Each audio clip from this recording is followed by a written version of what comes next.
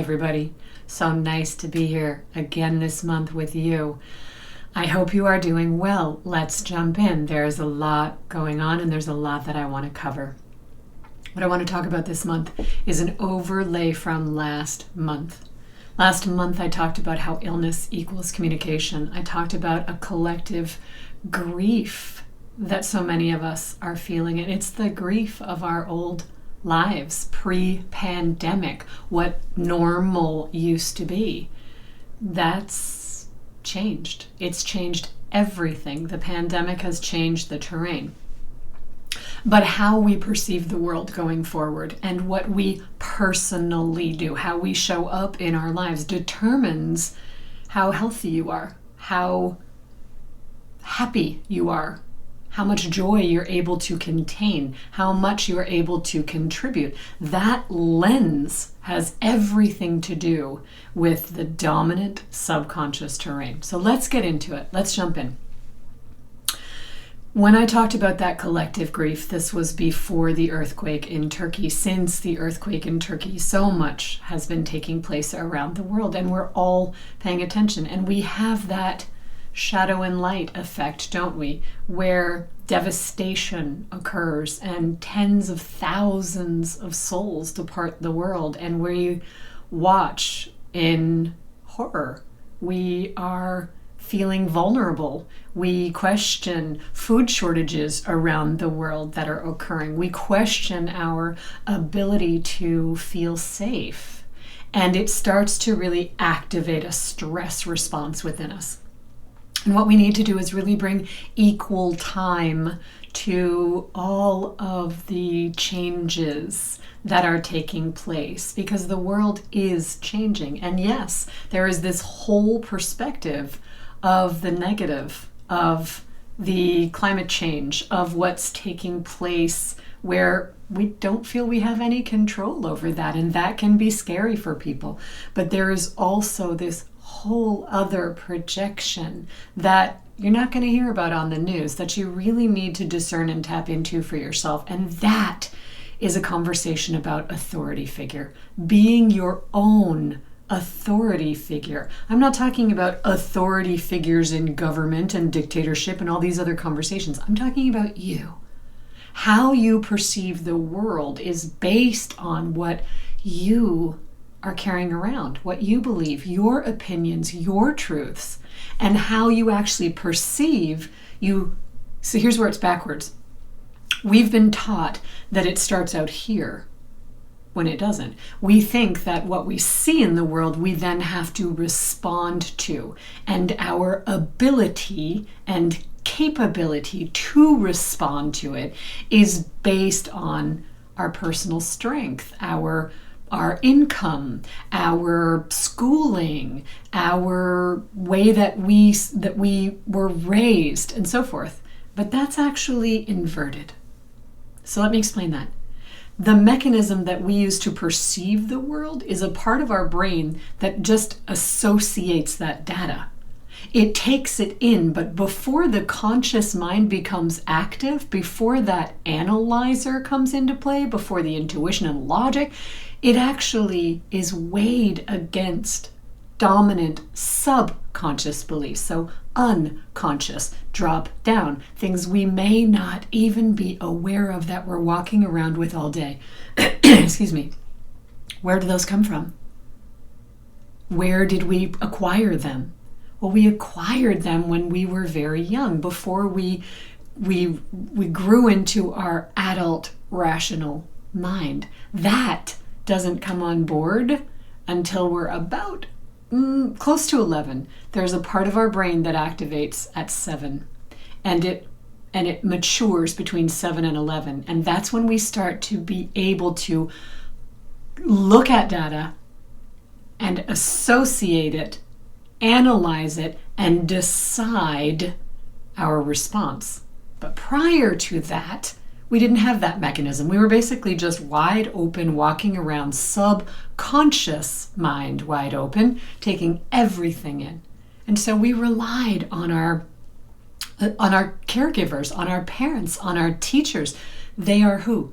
The authorities in the room. So we learn to wait for instruction from the authority figures.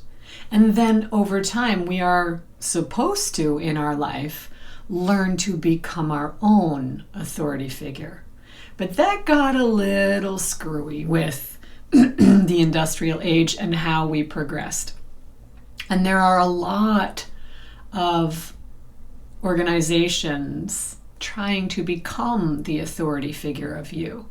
So this is where we see the imbalance. Now, is it nefarious? Well, some may say yes, some may say no. I'm not going to weigh in on that. But what I will say is there equal balance when you're looking, like I talked about last month, when you are watching the news, is there equal time to what's actually good and happening? No, there is not. So the authority of the information we receive in now the technology age, we have to really check in and see what is our nervous system response to what we are paying attention to, and how is it being weighed within us? Do we immediately go to a negative tone? Oh, the world's all messed up. It's all screwed up. We're just heading for disaster. Do we immediately go to a negative tone? Is that the response? Because here's what happens. We think it's from the data we're taking in, but it's not. That's just the catalyst. The data we take in and observe is weighed against programming, and that immediate negative response that comes out is changeable. It has nothing to do with the catalyst out in front of you. That was just the catalyst. And by the way, the catalyst only showed up because it was a match to what you were already believing. Change the subconscious terrain, change what catalysts we line up with, and those can just as easily become positive catalysts. And then our opinions about things can be how we make things better, how we improve, how we connect, how we build unity consciousness, how we build more community, how we thrive. The mechanism is the same. Your subconscious mind is always working for you, always trying to keep you safe, always trying to move you towards pleasure and away from pain. But if we haven't cleaned up where our pain is, and we immediately go to a negative or a stress response, we've got personal work to do to come back to being our own authority figure. Now, what does that feel like? What does that look like? That's someone who feels connected. That's someone who feels safe. That's someone who can discern information they're receiving, but just as easily line up with that which is more positive, which is more joyful, which is healthy. It feels like health in your body. It feels like positive thoughts in your mind. It feels like creativity and ideas. It feels like lining up with opportunities and matching up with others who see the good that's taking place. And that is extremely important to recognize, because this kind of progress comes with great change. And that is where we are in the world right now. We are in a time of great change. The pandemic was the, hear it, catalyst for that. It changed everything. And I know there are a lot of people that would just like to be in denial and have it go back. I liked my life before the pandemic. I saw my friends. I went to the movies. I made a good living. But now that's all messed up. Now it's conversations about vaccines. It's conversations about masks. It's conversations about inflation and income. Hear it. Your subconscious mind is listening to you all day, every day. And what we tend to do, because we were trained this way, this is where the word programming comes in. I have a pet peeve whenever I'm watching something and they say that, well, so-and-so's been hypnotized. And it's always something nefarious and they have no control and it's like zombies. That just simply isn't possible. You are the authority of you. You cannot take anything in and create more negativity unless you are saying yes to it. But the piece that we don't learn is the way lovingly, meaningfully, even the best of parents and the best of childhood and the best of schooling created an environment for us to look to others to be the authority of us, to help us feel safe, loved, seen, connected, capable, worthy, when that is our job now. And so if we're still telling a story of, well, this is this way for me because this happened, and this happened, and this happened, then your subconscious mind thinks that's still happening. That is still current moment trauma you are living every day, all day. And what do you think the mechanism does to validate that? It finds more for you to believe that to be true. So the news, you only hear the bad parts. So let's balance that out a little bit. First, by understanding we become our own authority figures. We manage our stress response. And what I mean by that is lining up and looking for more of the good going on. And in order to do that, we have to do our own personal work. Are we starting to see what the pandemic has catalyzed as potential for all of us? Right? That normal we're not going back to, but why can't we then, through this change and through this discomfort, reveal something even better? There has never been a more ripe time for everyone to be using their unique skill set, their innovations and ideas, their creativity and wisdom to help others. I talked about that in a previous broadcast. The billion-dollar industry that it is now, that kids are opting out of traditional education and debt for decades and choosing to pay others as mentors because they can verify how they've built their lives. We are wanting to learn from others who are showing and transparent about their income, about their business, about their way, about whether that's marketing or whether that's sales or whether that's technology. Pick the field. But we are opting to learn differently. And I'm going to get into some of those statistics towards the end of this piece. I really want you to start to think right now, what is it that I believe? And why do I believe it? Because that's what we do. And it feels like our identity, and it feels negative, and it feels like blame or judgment out on the screen of space, right? On those catalysts, on an outside condition that we feel powerless to. But here's the piece. The reason that feels so negative to us is because intrinsically it is false. Your subconscious mind knows who you are. It knows every cell that created you. It knows how to heal you. It knows how to draw in the exact opportunities that are right for you. All of the dreams, all of the desires and visions, it knows all of it. But it cannot manifest in your life. It cannot show up unless you are in alignment with that belief. Now, how does that belief happen? How does that alignment occur? We have to change the subconscious terrain. We cannot keep telling the same story. We have to change our point of projection. And that means when we become positive dominant through regression work, through clinical hypnotherapy, that's why this was the piece for me. That's where the breakthrough, that's where the transformation occurs, because at the conscious level, we can become aware. But we have to get into our personal programming in the subconscious level and reframe that permanently. Then we project from that perspective, and the subconscious mind does its job. It lines up people, places, and things that match that. You're starting to see the blueprint of how this works. So we end up in conversations about what doctors tell us about healing, but really, is that what our innate intelligence knows? And if we know this consciously, but we're not manifesting it physically, we've got beliefs there that are unconscious that need to be looked at and rewired, reworked, reframed.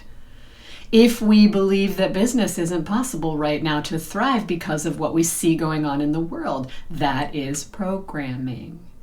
If we think that relationships have shifted and it's not possible because everybody is stressed, nobody is showing up there authentically, whether that's dating apps, whether that's social media, that is programming. Those are stories we tell. Those are not lining up with the future that you want to step into, with who we want to be, with how we want to see the world. And there are some incredible things going on. I'm just going to look at my phone here because I've got some notes. What I thought was incredible after the devastating earthquake and follow-up subsequent earthquakes in Turkey, technology being used for good. There were websites being created where those on that were still alive, that were still in the rubble, those that were safe, those that got out of the buildings could tweet, and the metadata was being picked up and filtered into another app so that you could go to one hub, one space, and you could see that they were being marked safe. There was a technology created that was a heat stamp mechanism that could see where people were. There was cryptocurrency that was set up online and receiving donations from all over the world and filtering them into the emergency rescue operations in Turkey. Meta set up and launched an information helpline on WhatsApp. They activated a safety check. So it's incredible. In Turkey, there was a rescue organization named Akut, A-K-U-T, and I apologize if I'm not saying that correctly. That may be Akut. You press a button on the screen and the app texts your contacts to let them know that you are okay. So we are using technology to connect. Food, rescue, medicine, and so forth. All of these things. Now, it's not perfect, but it's possible. And it can be improved. And the global community shows up. So what's happening post-pandemic? Systems that need to break are breaking down. That's as simple as we can put it. It's exposing where old systems that are not designed for the wellness of everyone and are usually money-driven are being exposed and being broken down. So there is great service in all of these events. And these new systems need to be rebuilt. And we show up as a global community showing what's possible. That is profound. That we don't hear a lot of on the news. So the world is shifting. Things are changing. It is uncomfortable, but it doesn't have to be individually for you. That is the point of the piece. So last month I talked about how illness is communication. It equals communication because the subconscious mind governs over your body. So your responses matter. Now, I get a lot of questions about, but what if I feel it and I don't know what to do with it. I don't even know if it's mine. I feel so empathic. So much in the world just seems to come at me and trigger a stress response. I deal with that a lot. We need to remember something. We are not separate beings. The astrophysicist who we know and love, I absolutely love this man, Neil deGrasse Tyson, he famously said, we are all connected to each other biologically, to the earth chemically, and to the rest of the universe atomically. Now combine that with quantum entanglement. Quantum entanglement is this counterintuitive phenomenon that explains how two subatomic particles can be intimately linked to each other, even if separated by billions of light years of space. And despite their vast separation, a change induced in one will affect the other. Now just think about a mother and her radar for her children, no matter where they are in the world. Think about your pets. Think about your connection to those you deeply love. You feel this. But that doesn't have to be a negative, does it? It's the stories that are associated with our process that then goes out and projects and draws back and creates a completely different story. The mechanism works just as powerfully for positive as it does for negative, and that is something that I want every single person to write down and read every morning when you get out of bed. You are your own authority figure. You decide how this is going to play out for you. So when we really realize that this is what we're truly made of, that which makes up billions and billions of stars and the multiverse, strands and string particles, little tiny string particles and waves that are interconnected across time and space, we begin to understand that this is how and why we collectively feel each other. So what do we do with that? How do we change that immediate stress response to a response of feeling capable and powerful and inspired and enlightened and connected and intuitive and creative and purposeful? Because where there is great change, there is equal great potential. Does that make sense? So you see how this is all internal congruency work. Recently, I studied the results from the Randstad survey taken from 35,000 people in 15 countries, and this was really, really important to mention. So I want to close off my piece with these stats. The pandemic has led people to really reassess the meaning of work in their lives and their subsequent happiness. These are the top 5 ranked concerns. First, job security. 37% of workers are scared of losing their jobs. We have some inner work to do. Work-life balance. Despite economic fears, workers won't sacrifice their mental health for a job now. Progress. 61% of those surveyed said they would leave a job if it interfered with their work-life balance. Values. 77% said a company's stance on diversity, transparency, and sustainability is important. Half of Gen Z workers said they would refuse to work for a company who wasn't proactive on sustainability. Pandemic remote working has changed the job landscape going forward. 71% said a flexible location is important, and 40% said they wouldn't take a job if it didn't offer remote working. And purpose, meaning, and belonging. A desire to belong is now the driving decider. 54% said they would leave a job if they felt they didn't belong within the company. That was not possible just 5 years ago. That is what the pandemic catalyzed. That is something we can compound going forward.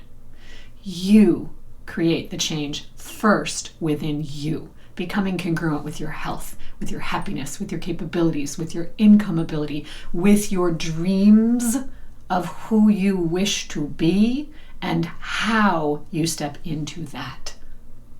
And together, we all feel each other. So as you move forward, you influence the trajectory around you. This is classic law of correspondence. We project from the new positive dominant beliefs, attract back people, places, and things that match it, and pipeline or transfigurate that out. That's what transcendental meditation is based on, by the way, in the Maharishi experiment you've heard me talk about. It's called pipelining. And they proved over a short period of time with a consistent level, I think there was 400 monks that were meditating and holding an internal space of peace, thoughts and feelings of peace. And over a period of 8 weeks, they tested the crime rate in Washington, D.C. They had scientists, they had the police involved. All of the markers were matched up. They, weather compared year to year, crime rate year to year. They had all the statistics in place for the trial. And the crime rate went down 23.4% or 24.3%. That's almost 25%. Now imagine the world changing at almost 25%. What would that look like? How incredible would that be? You. The power starts with you. Are you beginning to understand how important you are? And with that, I'm going to leave it for another month. This is why I became a clinical hypnotherapist. This is why we move beyond just talking and awareness. There's no disrespect to that. But if we do not change the subconscious terrain, we do not clean up the story and the programming, and we can never project, then attract back. It's how the mechanism works. I'll talk next month more about imagery and the second dominant language of the subconscious mind, because I don't want to run too long on this piece. There is a lot to consider here. Are you the authority of you? Are you lining up with that which you believe is possible going forward? And do you tell yourself anything that blocks that? Because if so, that's where the work is.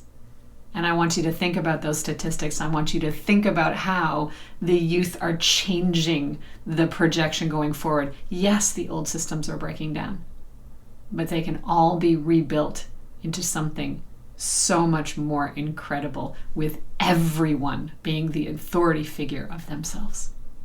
Blessings. I'll see you next month. Back to you in the studio. Have a wonderful rest of your show.